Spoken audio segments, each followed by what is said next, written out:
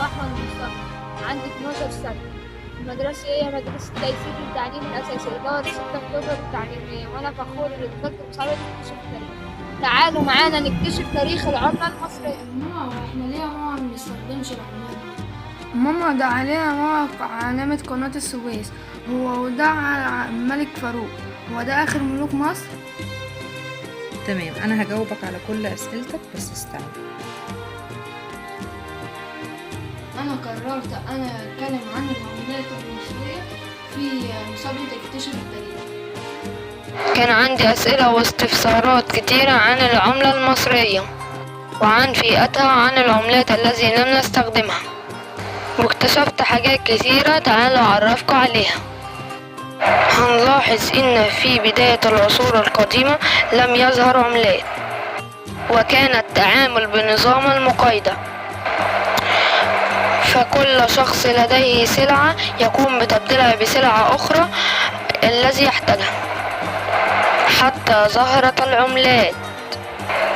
ومنذ تداول العملات الذهبية والفضية في مصر حتى عام 1834 ميلاديا لم يكن هناك وحدة نقدية للنظام النقدي المصري، فكان يصق عدد قليل من العملات في مصر حتى صدر مرسوم عام 1834 وهو ينص على إصدار عملة مصرية تستند إلى النظام المعدنين الذهب والفضة، وأصبح شكل العملات ريالات من الذهب والفضة.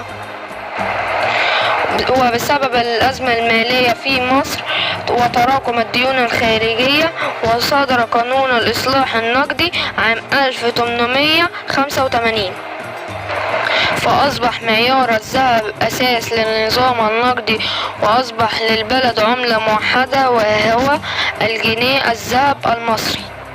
وبعد ذلك تم التخلي عن معيار المعدنين رسميا وإصدار النقود الورقية لأول مرة في 3 إبريل عام 1899 عندما تم إنشاء البنك الأهلي المصري.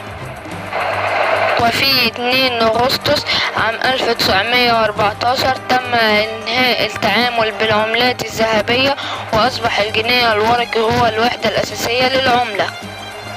وأعرفكم على رحلة العملة المصرية من السحتوت إلى الجنيه. فهنبدأ بالسحتوت ويليها المليم وبعدها النكلة ويليها التعريفة والصاغ والشلن والبريزة والريال والربع جنيه والنصف جنيه وأخيرا الجنيه. هنلاحظ إن عملتنا المصرية عليها أهم معالمنا السياحية وبعض أحداثنا التاريخية. والملك فاروق الأول هو الملك الوحيد الذي أمر بوضع صورته على العملة. والجنيه أبو جمالين له شكل مميز وجميل. وعلى 10 جنيه يوضع عليها أجمل التماثيل الذي صنعت من حجر الديروت الأخضر، وهو تمثال الملك خفرع ابن الملك خوفو. هنلاحظ صورة الملك رمسيس الثاني على النصف جنيه الورقي، وهو أحد الملوك الأقوياء. ويظهر على الجنيه الورقي صورة معبد أبي سمبل. وعلى 5 جنيه صورة للإله حابي إله النيل عند المصري القديم. ومن خلال رحلة اكتشافي عرفت معلومات من تيتا وجدو. أي عملة قديمة تعاملت بها قديما؟ العملة القديمة اللي اتعاملت بيها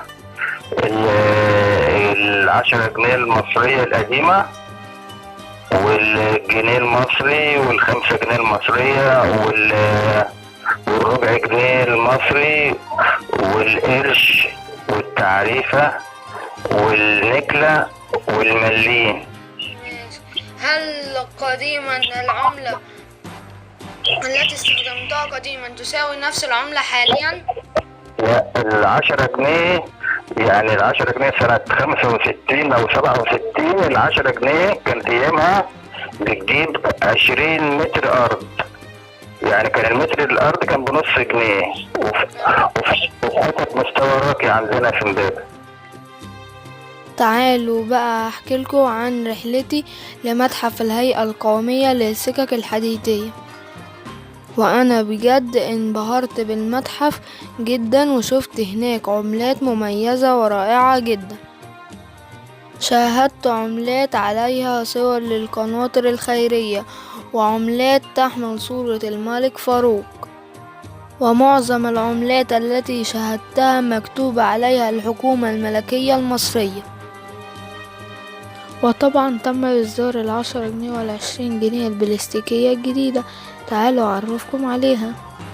وتم إنتاجهم باستخدام أحدث خطوط الإنتاج المطابقة في العالم، وأصدرت من دار الطباعة الجديد بالعاصمة الإدارية، وصنعت من مادة بوليمر ضد الماء ويصعب تمزيقها، وهي تتزين بمسجد الفتاح العليم وتمثال حتشبسوت. أما ال20 جنيها صممت بطريقة برايل مثل ال10 جنيه، مراعاة لإخواتنا ذو الهمم، وعليها صورة مسجد محمد علي والعجلة الحربية.